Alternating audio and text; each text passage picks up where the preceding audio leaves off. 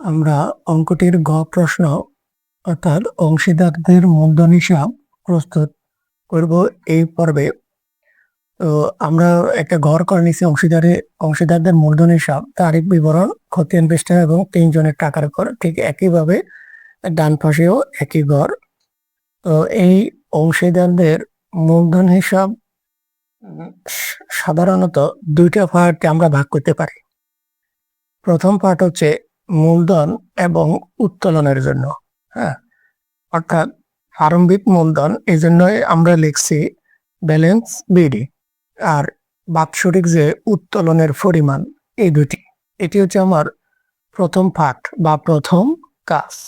আর দ্বিতীয় পার্ট হচ্ছে লাভ লোকসান আবন্টন হিসাব। লাভ লোকসান আবন্টন হিসাব আমরা লিখছি এই যে খ প্রশ্নে, অর্থাৎ লাভ লোকসান আবন্টন হিসাবে আমরা যেগুলোকে বাম পাশে লিখছি, ঠিক অংশীদারদের মূলধন হিসাবে সেগুলো যাবে ডান পাশে।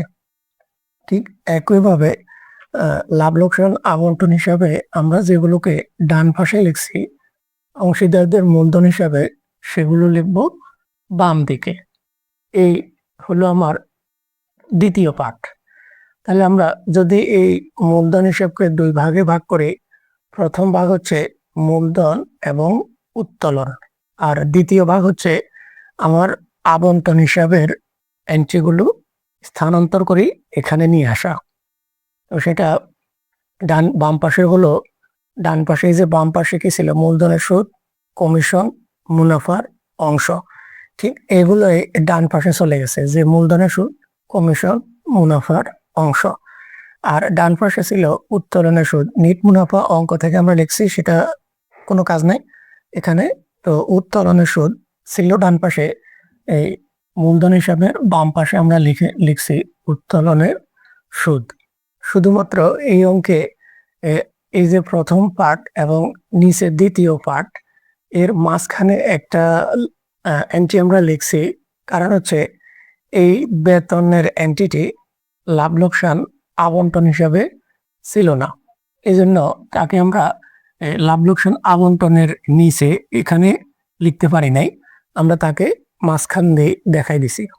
অর্থাৎ বেতন ডেবিট করার পর, প্রশ্নে বলা ছিল লিফির বেতন ডেবিট করার পর, এই ডেবিট করার পর বলার কারণে আমরা লাভ লোকসান আবন্টন হিসাবের ডেবিট পাশে আমরা লিখি নাই, বাম পাশে আমরা লিখি নাই, কারণ তারাই বলছে ডেবিট করা হয়ে গেছে। তো ডেবিট করা হয়ে গেছে ঠিক আছে, কিন্তু সেটা ওই অংশীদার তো পাবে, তাকে তো দিতে হবে, তাই আমরা অংশীদারদের মূলধন হিসাবে এই বেতনটি দেখাতে হবে। আর এবার আসো আমরা প্রথম যে পার্ট লিখছি মূলধন এবং উত্তোলন। এই মূলধন মানে হচ্ছে জানুয়ারি 1 তারিখে যে মূলধন, এই জন্যই আমরা লিখছি ব্যালেন্স বিডি। অর্থাৎ জানুয়ারি 1 তারিখে, দেখো 1 জানুয়ারি 2022 তাদের মূলধন ছিল জেসমিন 1 লক্ষ টাকা, তারপরে শারমিন 80,000 টাকা, লিফি 60,000 টাকা। এটা হচ্ছে আমাদের কি বলা যায়, প্রারম্ভিক মূলধন, ব্যালেন্স বিডি। ওকে, আর ঠিক বাম পাশে আমরা শুরু করছি উত্তোলন হিসাব।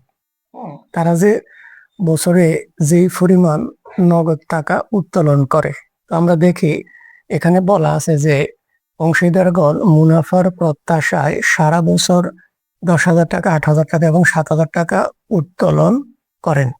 তাহলে এই যে 10,000, 8,000 এবং 7,000 টাকা আমরা উত্তোলন হিসাবে লিখলাম তাদের ঘরে। এই হইল আমার প্রথম কাজ, প্রথম পার্ট। এরপরে আমরা বলছিলাম যে প্রথম পার্ট এবং পরের পার্টের মাঝখানে একটা এন্ট্রি লিখছি বেতন। এই বেতনটা এখানে ছিল না, এই জন্য আমরা বেতনটা এখানে মাঝখানে লিখলাম। এই বেতনটা হচ্ছে কার? বেতনটা হচ্ছে সার্বক্ষণিক দায়িত্ব পালনের জন্য লিফি। কার? লিফির বেতন মাসিক 1200 টাকা। খেয়াল করো, মাসিক 1,200 টাকা বেতন পাবে, যা সে উত্তোলন করেনি। তাহলে এই যে মাসে যদি সে 1,200 টাকা বেতন পায়, তাহলে বছরে কত পাবে? আমার এই আবন্টন হিসাব বলো অথবা অংশীদারদের মূলধন হিসাব বলো, এগুলো হচ্ছে পুরো বছরের, অর্থাৎ 1 বছরের জন্য অঙ্ক। তো মাসে যদি 1,200 টাকা করে সে বেতন পায়, তাহলে আমরা 12 দিয়ে গুণ দিব, অর্থাৎ 12 মাসে 1 বছরে সে পাবে, লিফি পাবে 14,400 টাকা। এটা হচ্ছে তার বেতন। এবার আসো আমরা ফরেজে পার্ট আমরা লিখবো বাম পাশে লাভ লোকসান আবন্টন হিসাব কলন দিব, 31 ডিসেম্বর লাভ লোকসান আবন্টন হিসাব কলন দিব। তাহলে বাম পাশের হলো, ডাইন পাশে লিখলাম এই যে মূলধনের সুদ, জেসমিন 5,000, শারমিন 4,000, লিপি 3,000, অর্থাৎ যার যার করে টাকা আমরা লিখবো 5, 4, 3। তাহলে মূলধনের সুদ এই যে 5,000, 4,000 আর হচ্ছে 3,000 টাকা। তো এক্ষেত্রে খ প্রশ্নটা আমি বোর্ডে রাখি দিছি, যেহেতু আমরা খ থেকে সেটাকে কি করবো, অর্থাৎ আবন্টন হিসাব থেকে মূলধন হিসাবে স্থানান্তরিত করবে, এই জন্য রেখে দিছি। ঘরটা একটু আয়তনে ছোট হয়ে গেছে, দেখতে যদি অসুবিধা হয় এই মোবাইলকে একটু ল্যান্ডস্কেপ করে আশা করি দেখা যাবে, এবং আমি যে মুখে বলি সেখান থেকেও শুনে লিখতে পারবা। তাহলে এই যে মূলধনের সুদ গেল, এরপর আসো কমিশন। কমিশন কার? জেসমিনের কমিশন। তাহলে জেসমিনের ঘরে কমিশনের 4,623 টাকা, 4,623 টাকা কার ঘরে? এটা হচ্ছে জেসমিনের ঘরে। এরপর আসো মুনাফার অংশ। মুনাফার অংশ প্রথম জন 48,157 টাকা, 48,157 টাকা। দ্বিতীয় জন 38,526 টাকা, 38,526 টাকা। তৃতীয় জন 28,894, 28,894 টাকা, 28,894 টাকা। এই হলো আমার ডান পাশের তথ্যগুলো। এবার আসো আবন্টন হিসেবে ডান পাশে ছিল, আমরা সেটিকে মূলধন হিসাবে বাম পাশে লিখছি। সেটি কি? উত্তোলনের সুদ। এটা দেওয়া আছে 400, 300 এবং 250। 400, 300 আর হচ্ছে 250। এরপরে যোগ বিয়োগগুলো আমি আগে করে রাখছি সময় সংক্ষেপ করার জন্য। সেটি হচ্ছে, যদি তুমি এই লিফির ঘর থেকে শুরু করো, হ্যাঁ, লিফির 2টা ঘর আছে, ডান পাশে একটা ঘর, বাম পাশে একটা ঘর। লিফিস 3 জন অংশীদারের 3 নম্বর অংশীদার, শেষ জন। অর্থাৎ এই লিফির ডান পাশের ঘরটা হচ্ছে লিফির পাওনা। সে এই টাকাগুলো এই অংশীদারি কারবার থেকে সে পাবে। আর লিফির এই যে বাম পাশে যে ঘরটি, এটি হচ্ছে সে দিবে, ব্যবসাকে দিবে। তাহলে তার মোট পাওনা হচ্ছে, এই ঘর যদি আমরা যোগ করি, 1,06,294 টাকা। আমি মুখে বলি, সেটি মনোযোগ দিয়ে শোনো। এই যে ডান পাশের ঘরটি আছে লিপি, যোগ করলে হয় 1,06,294 টাকা। সেম টাকাটা আমরা লিপির এই ঘরেও লিখলাম, যোগ ফলে 1,06,294 টাকা।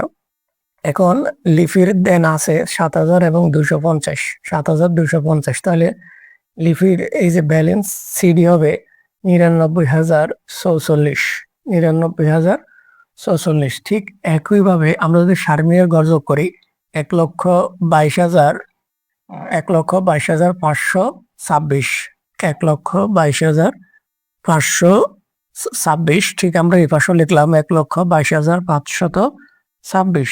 যদি আমি তার এই 8,000 আর 300 বাদ দিই, তাহলে হয় 1,14,226, 1,14,226 টাকা। ঠিক একইভাবে জেসমিনের ঘরটি যদি আমরা ডাইন পাশে যোগ করি, 1,57,780 টাকা। আমরা ঠিক এই টাকাটা বাম পাশে লিখলাম, 1,57,780 টাকা। এই টাকা থেকে যখন আমরা এই যে 10,000 আর 400 আমরা বাদ দিব, তখন আমাদের হবে 1,47,380 টাকা। এই টাকাগুলো হচ্ছে ব্যালেন্স সিডি বছর শেষে। এটাকে যখন আমরা ডান পাশে যোগফলের নিচে লিখবো, সেটা হয়ে যাবে ব্যালেন্স বিডি।